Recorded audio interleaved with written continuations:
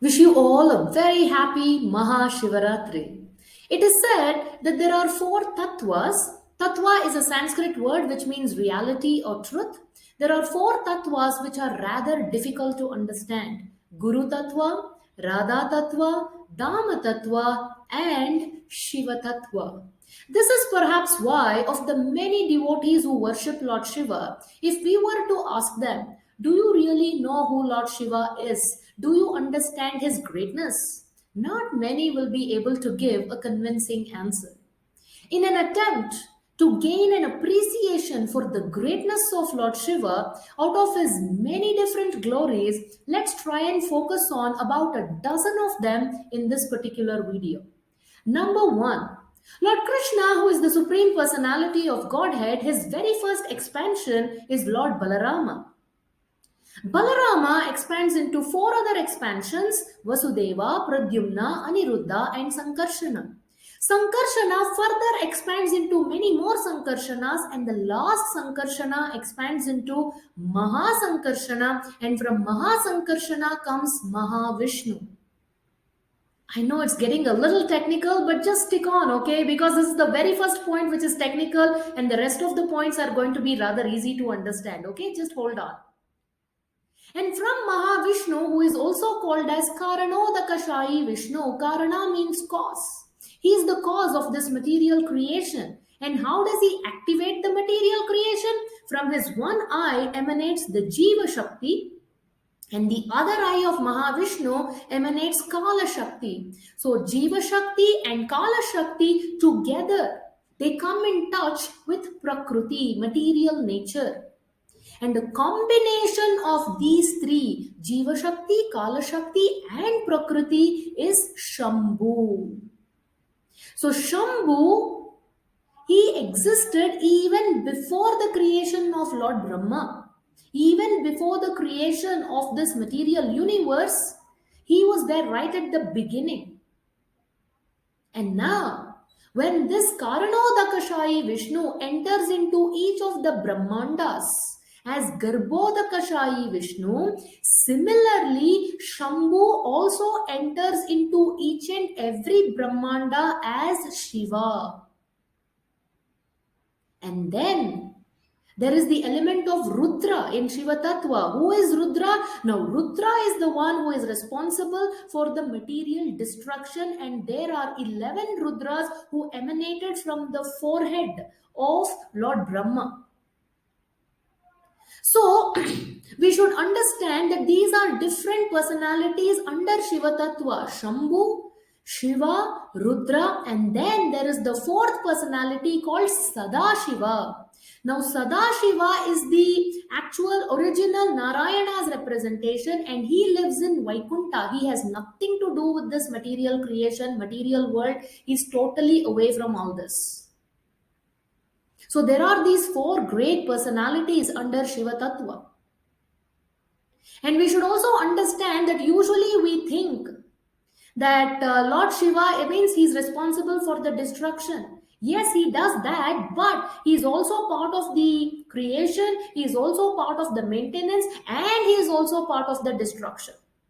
And then there is Sadashiva, who is aloof from all these three.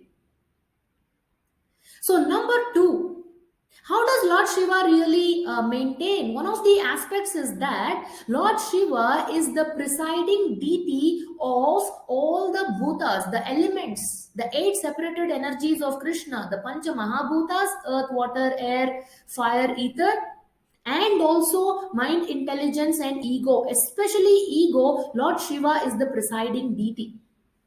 That is why he's also called Bhutadinataya. So that's another greatness of Lord Shiva. And number three, in Sri Brahma Samhita, composed by Lord Brahma, in the 45th shloka of 5th chapter, it is very beautifully described. Kshiram yatadadi vikara vishesha yoga sanjayate nahi tata pratagasti heto yasham bhutam api tata samupaiti karya govindamadi purusham tamaham bhajami.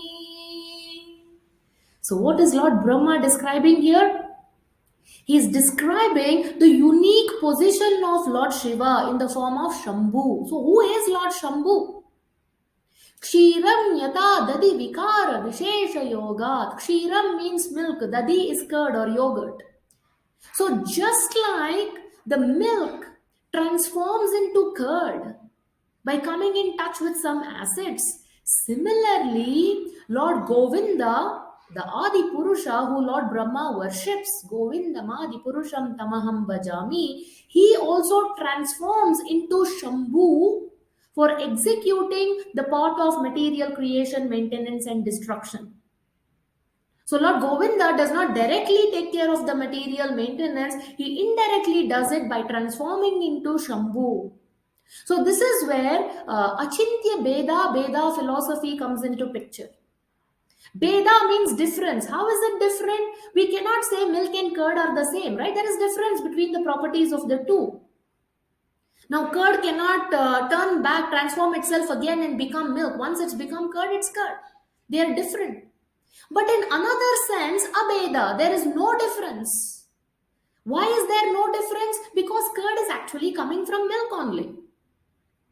So similarly, in one sense, because Shambhu is coming from Govinda, from Krishna, they both are same in one sense. But again, there is a difference because Lord Shiva cannot, Shambhu cannot transform himself and again become Krishna. Krishna can become Shambhu, but Shambhu cannot become Krishna. I hope you're getting it. And this is why, because it's so inconceivable for us, it's hard to imagine and understand. That's why it's called Achintya. It's inconceivable. So this is how Lord Brahma is shining light on the unique position on Shambhu in Brahma Samhita. So let's move on to the fourth point. If you take any of the Shastras, right, like Jnana Shastra, Tattva Shastra, Bhakti Shastra, Dharma Shastra, Artha Shastra, Natya Shastra, Gana Shastra, the presiding teacher, the Moola Pranata of all these different Shastras is again Lord Shiva. Who taught Narad Muni Gana Shastra? It was Lord Shiva. It was Lord Shiva who taught Bharata Muni Natya Shastra, and that is why it is called Bharata Natyam. Bharata Muni learnt Natya from Lord Shiva. And why is he propagating all these different Shastras? To bring all the different individual souls, Jiva Shaktis, closer to the Supreme Lord Krishna. Number 5. In Srimad Bhagavatam, there are many different Gitas. There is like Uddhava Gita, Bhikshu Gita, Pingala Gita. One of the Gitas also happens to be Rudra Gita, which is described in 4th canto. Very beautiful section where actually Lord Shiva in the form of Rudra Gita is describing the glories of devotional service, bhakti. Amazing. And number 6, how to worship the Lord, the Puja Vidhi. The Pancharatra Vidhi, we actually think there are different Pancharatra Vidhis, especially the one very famous is Narada Pancharatra Vidhi. But who taught Narada how to worship? It was actually Lord Shiva. So the original instructor, the original speaker of Pancharatra Vidhi is Lord Shiva. Number 7. There are 4 different sampradayas, authorized sampradayas in spiritual realm. There is Sri Sampradaya, there is Madhva Sampradaya, there is Rudra Sampradaya, and there is Kumara Sampradaya. So Lord Shiva is the head, is the originator of Rudra Sampradaya, under which Vishnu Swami, Vallabhacharya, and different acharyas have come. So he is the original acharya of Rudra Sampradaya. That's another glory of Lord Shiva. And he's also one of the 12 Mahajanas. It is described in Srimad Bhagavatam, Canto 6, Chapter 3, Shlokas 20 and 21. We'll just focus on Shloka 20, where not Prahlad Maharaj, Yamaraj is describing to Yamadutas about 12 great personalities who really understand what is Bhakti Dharma, Bhagavata Dharma. Who are those 12 Mahajanas? Swayambur Narada Shambhu Kumara Kapilo Manu Prahlado Janako Bhishmo Balir Vayyasakir Vayam. So one of the Mahajanas personalities described here is Shambhu. So if we simply follow in the footsteps of Lord Shiva, we can also achieve the ultimate goal of life. This is another greatness of Lord Shiva as one of the 12 Mahajanas. And yet another greatness of Lord Shiva is that just like of all the rivers, river Ganga is the best. Of all the Puranas, Srimad Bhagavata Purana is the best. Similarly, of all the Vaishnavas, the worshippers of Lord Krishna, Lord Shiva is the best. Vaishnavanam yata Shambhu. For many, it may be a little contrasting and difficult to digest, but this is the fact. And it is actually said in the very end, the fag end of Vishnu Sahasranama, where Mother Parvati, she was instructed to chant Vishnu Sahasranama, and once when she approached Lord Shiva and was conversing about this thing, Lord Shiva is actually telling her, Rama Rameti Rameti Rame Rame Manorame Sahasranama Bistulyam Rama Nama Varanane. So Lord Shiva is telling his own eternal consort, Mother Parvati, Varanane, oh most beautiful one, Rama Rameti Rameti. So Lord Shiva is saying, Rama, Rama, Rama. This name called Rama, Rame Mano Rame, he's relishing, he's deriving so much of joy. By chanting the names of Lord Rama, it's Manorama, it is really giving him that relish. And he's saying, Sahasranama Bistulyam. 1,000 names of Lord Vishnu is equal to one name of Lord Rama. And he instructs Mother Parvati to chant the names of Lord Rama. And yet another glory of Lord Shiva is that we see that usually Lord Shiva is deep in meditation, holding Japamala. Now, the devotees of Shiva are worshipping Shiva, they're meditating on Shiva, and Shiva is also meditating on somebody. So, who is he meditating on? So, he himself, in many different places, has quoted that he is chanting on the names of Lord Rama. What a wonderful devotee. No wonder he is Vaishnavanam Yata Shambhu. And it is said, just like the devotee glorifies the Lord by chanting his holy names, by always singing and dancing and speaking about the glories of the Supreme Lord, similarly, the Supreme Lord also wants to glorify his devotee. So, the next greatness of Lord Shiva is that he is willing to carry out any of the orders of the Supreme Lord. And because the Supreme Lord is also looking for opportunities to glorify his devotees, one of the opportunities was where Lord Shiva in the Samudra Mantana Leela, he was commissioned to drink halahala, poison that came out while they were churning the ocean, the milk ocean. That is why it's called Neela Kanta. His kanta, his neck became bluish in color. And Lord Krishna, the Supreme Lord, wants to give credit to Lord Shiva, describing, for eternality, the greatness of Lord Shiva, how he was able to drink poison. And not only in glorious attempts like that, but also Lord Shiva is willing to do not so glorious attempts. So, upon the request of the Supreme Lord, Lord Shiva came down as Shankaracharya to propagate the Mayavada philosophy, although it is not a factual philosophy. Now, this may again be a controversial thing, but again, this is how it is. It's a factual thing.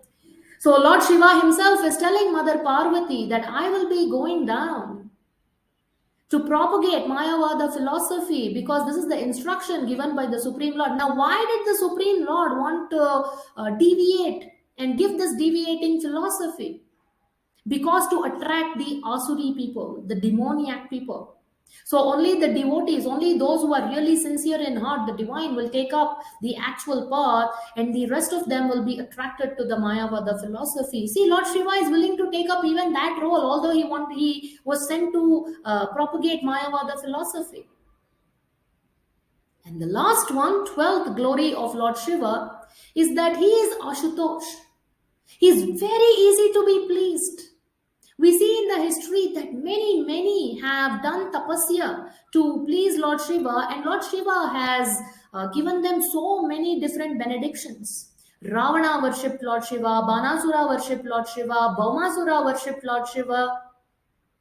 So, what can we learn from this? Although Lord Shiva is Ashutosh, easy to please, he is Bholenath, we should not be like these people who go to Lord Shiva to ask for materialistic things. Although Lord Shiva can give it, he will. But that's not the right reason why we should approach Lord Shiva. Instead, since he is the best of the devotees, he is the best of the Vaishnavas, what we can really ask him, plead him, pray for it, pray to him is that please give us devotion unto the Supreme Lord. Just like you are enjoying, you are relishing, you are intoxicated with the holy name. Please bestow us also on a drop of mercy that we may also relish Krishna Bhakti, devotion towards the Lord. Just like you are relishing Lord Rama's name, chanting on Lord Rama's name, may we also relish by chanting Hare Krishna, Krishna Krishna, Hare Hare, Hare Rama, Rama Rama, Hare Hare. So this is how on this very auspicious occasion of Mahashivratri, Lord Shiva will be extremely pleased if we can worship his Aradhya Daiva, that is Lord Rama and the Supreme Lord, Lord Krishna. So then Lord Shiva will be extremely pleased with us. So may we also walk in the footstep of this Mahajana, Vaishnavanam, Yata Shambhuhu, the great Lord Shiva, and become a patra, a recipient of his mercy. Thank you very much. Hare Krishna. Click the link below in the description to join Aradhana Online's official WhatsApp group to get access to more such motivational videos, inspirational quotes, and latest updates. Thank you.